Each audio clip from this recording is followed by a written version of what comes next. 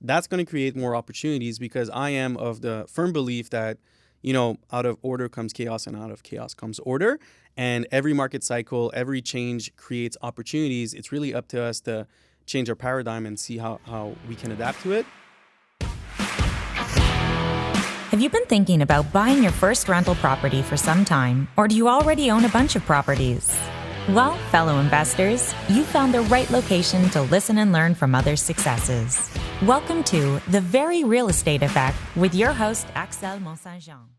Hello, and welcome back to the Very Real Estate Effect podcast, a show dedicated to real estate investing everywhere in North America. And today, it's a pleasure and an honor to be here in this beautiful studio to have my wonderful guest, Mr. Rodrigo Parada. Hi, Rodrigo. Welcome back. Hi, Axel. I am so happy to be here. And thank you for inviting me. So you've been following the show for a while. You know that Rodrigo's been on quite a few times already, and he's a great guest, and he's always got really interesting points to make. So that's why I want to have him back. Okay, that's said. Now this is part of a two-part series.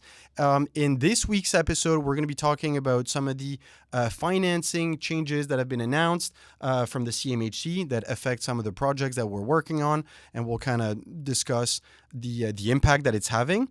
And next week's episode, so part 2, will be more on a little bit more mindset, a little bit more outlining some of the challenges that we have in real estate investing, where we constantly have to be pivoting. So stay tuned for next week for this fun episode as well. So Rodrigo, first of all, I think this is your maybe third or fourth time on the show, if not more. I would say fourth. Fourth? Yes. And we've followed your progression over time.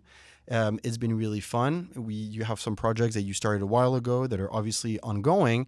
And last week or 2 weeks ago, or a couple weeks ago now, the CMHC announced some changes. So how did that impact you? First of all, actually, what were the changes and how did it impact you? So the major one that we're going to be addressing is the change to the energy efficiency component of the MLI Select program.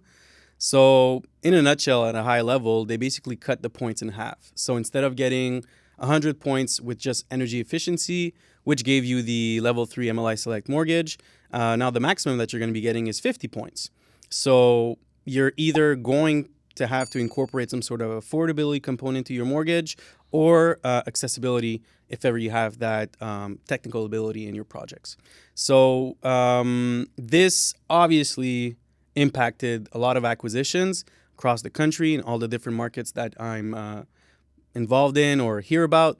So on my end, actually, and that's what I want to share with the audience, is basically my acquisitions in Quebec for now, we had to reevaluate everything.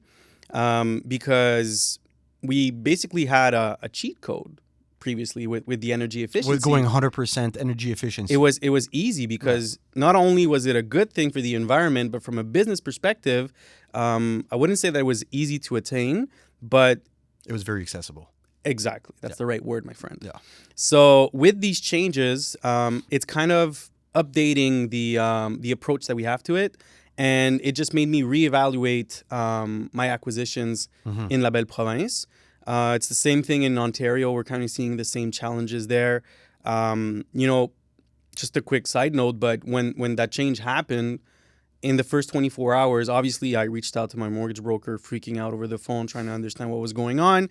What does it mean for us? I can right? just imagine the nature of that phone call. And he was basically telling me for the first few hours, like, listen, I cannot talk to you. I have this major developer in the GTA that just bought last week for $2 million worth of heat pumps, and now they're obsolete. So I am just a small fish. Yeah. I'll call you back. Yeah, exactly. Let me call you back. So Fair. the impacts across the industry affected people differently, and I think that based on where we want to take this conversation, it's a nice reminder of the mindset that we need to have when we're doing these things, because I like to say that what we're doing, the business that we're in, it's kind of like a sports association in the sense that, every year once the season is over, the organization called the NHL, NBA, any soccer organization around the world, they go back and they tweak the rules, right? But the game is still played every year. and there's another season that starts. And that's basically what's happening right now. So it's up to us to adapt and to find the opportunities through these situations. So I just want to backtrack just a little bit for those who are listening who may not be as familiar. So the CMHC, the Canadian Mortgage Housing Corporation, since about 2-3 years has a program called MLI, MLI Select in French, MLI. And basically there's 3 levers to be able to get the maximum amount of financing, where you can get to all the way up to 95% financing, loan to value, where you can use either affordability, so keeping some of your rents at a lower than what would be considered market. And there's a whole, anyways, I'm not going to go too much into the details. There is accessibility, so basically having a building or a property that is more accessible for people. So ramps, elevators, wider doors and hallways, certain items in the kitchens and bathrooms. And that's a portion. It doesn't have to be all the units. And then the third lever is the energy efficiency. And each of these levers has a different set of points. You can go try and to go score between 50 and 100 points, 50, 75, 90, and 100 in a nutshell. And according to how many points you got, you were more and more financeable. Now, up until now, you could achieve 100 points by being 40% above code on your energy efficiency. And as Rodrigo just mentioned, if you work with a good engineer, you tweak your building a little bit, you change some of the windows, you put a heat pump instead of an AC, you put some efficient water system, kitchens and bathrooms. There is all the lighting, all the major energy components. And a lot of people went with that lever because it was easier and it didn't impact the NOI as much. Whereas the affordability, it does impact because, in a way, you're kind of capping your rents. And so now, over the last 2 years, there's been so much in energy efficiency, they realized, well, we're not getting enough of the other two, so let's change the rules. As Rodrigo just mentioned, we're still going to play the game, it's just with slightly different rules. So you were in the midst of doing some projects in Alberta. I am as well here in Quebec, and I actually a couple months ago got my energy efficiency certificate ready to go to CMHC. Yeah, except that now it's changed. This was back in April. So now there is a bit of an impact. So how has that impacted your projects in Alberta? So that's a great question, because to me, it's a prime example of one of the advantages that I have in my business, but also what every entrepreneur needs to potentially do in their own path is you need to get exposure to different markets. So before getting to the nitty gritty, here's something that I found out and realized over the past few weeks, because I am currently closing an acquisition in Alberta, in St. Paul, an 18 unit with an MLI Select mortgage. So we did the energy efficiency report that you were mentioning. And when we actually met with the engineer, that's when this Eastern Canada realized something, because I grew up in Quebec. I grew up with Hydro-Quebec. We have a nationalized energy source here with all its history. And you really, I wouldn't say you take it for granted, but you kind of do, right? You kind of take it for granted. So we don't really realize the impact that other places around the world, or even in our own country, are dealing with energy. So the point that I'm trying to make is, whenever you made these changes here in Quebec, like you were saying, the AC to heat pump and things like that, the energy component of the energy efficiency component, of the MLI Select program has two aspects to it. You need to get a decrease in your utilities if you're doing an existing build, but you also need a decrease in your greenhouse gases savings, right? So for us in the East, there was almost a direct correlation between the two, because if you were switching out, let's say, a heat source from mazout, oil, and going to hydroelectricity, then you're helping the environment. Yeah. So in Alberta, what ended up happening is I just had the realization when I'm talking to the energy modeler. He's like, well, the thing is, even if you switch out or you put more performing boilers or anything like that, you're still getting a power source out of gas. So achieving a true level 3 on an existing build is really rare, if not impossible. In Alberta. In Alberta, okay. Right? So first, that was my aha moment, right? Alberta doesn't have hydroelectricity like BC, Ontario, Maritimes, or us here in Quebec. Because they burn more fuel for heating. Everything is oil based, Yeah. right? So all of your utilities come from oil. So you can't switch to hydroelectricity. You might switch to solar, right? But that's still an emerging technology, and it's not as rampant as we see in other places. So for us in that moment, initially, I was like, oh, well, shit, like I'm screwed. I can't do what I've been seeing in Eastern Canada and what I'm familiar with. But then, we started asking questions. And then we started understanding how the MLI Select program changed. And again, going back into the numbers, an MLI Select mortgage has 3 levels.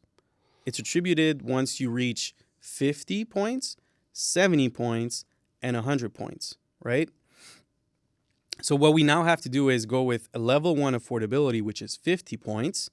And then we were going to add on top of that the energy efficiency component. So the new points system or point matrix is a level 1 is now 20 points just for energy efficiency. Level 2 is 35 and level 3 is 50. So we went to the drawing board and we're like, okay, so we're going to get 50 points for affordability. That's fine. 50 points for affordability? Yeah, for level 1 affordability for an existing Do you bill. remember roughly how many units need to be below? 40%. Okay. So it's 40% of your unit units. count needs to be under the affordability rate. Mm-hmm. So we get the 50 points from that. Then we're looking at the energy efficiency, and we have basically 2 choices, right? Level 1, level 2. But you don't get anything additional currently in the way that the program is shaped to achieve 85 points. The moment that you hit the 70 points, you're level 2, up until you get to 100 points. So from 70 to 99, it's all the same thing. Yeah. So in our case, what we ended up realizing and adapting and pivoting, right, is why would we make this process more capital intensive on a longer period when we could just do a level 1 energy efficiency renovation? And in our case, that constituted to changing our thermostats to smart thermostats, adding a condensing boiler to our boiler system, and changing our fans in our bathrooms to a different kind that keeps in the heat. Yeah. So it doesn't go out of the building. So that was it.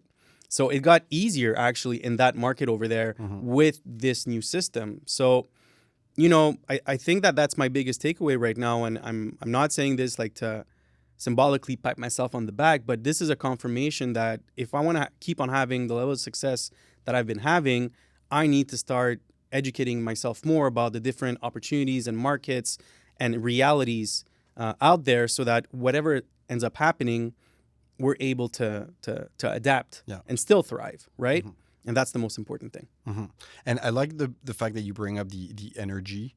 It's true that in Quebec, we kind of do take it for granted. Well, it's just Hydro-Quebec and everyone's connected and that's just the main source and that's it. But we forget sometimes that in other provinces, it may not be the same, and Alberta might be the exact, well, not opposite, but diametrically opposite in terms of energy source, because you said it's a lot more fossil fuels, and the impact that it has on your decision making when it comes to the points in order to achieve the best possible financing. And that's really interesting because, well, you've had the opportunity to do projects in various locations, so you've been in that situation. I haven't, and so I just go with my Eastern Canada hat, as you called it, and that's something important to keep in mind because what we do here in Quebec isn't necessarily representative of everything that should be done in the rest of the country.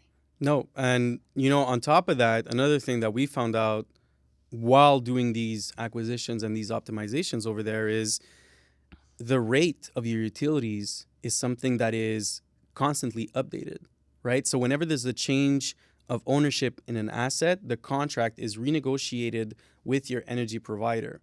And the reason why I'm saying this is that, again, when I say carbon tax, we know the buzzword. Yeah, we haven't experienced it here. We see it in the media. We understand what it means. But over there, it's heavy. It is heavy because thanks to my partner Rémi Noël, who's a GC over there, he's the one who did our utilities audit on our projects. But I ended up finding out that when you switch out from an existing contract with a fixed rate for your utilities and you update it to today's rate, you have to add the carbon tax.